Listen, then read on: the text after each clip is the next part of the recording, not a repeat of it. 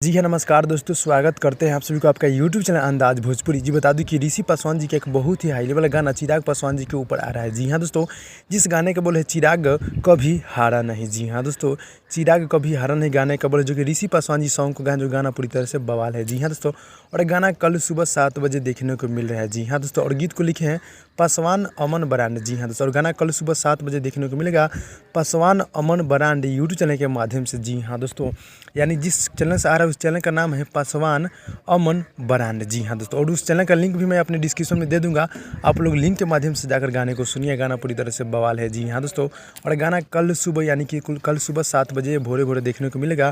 पूरी तरह से बवाल गाना होने वाला चिराग कभी हारा नहीं, जो कि ऋषि पासवान जी सॉन्ग को मिलकर पूरा किया, और गाना कल सुबह 7 बजे भोरे भोरे देखने को मिलेगा।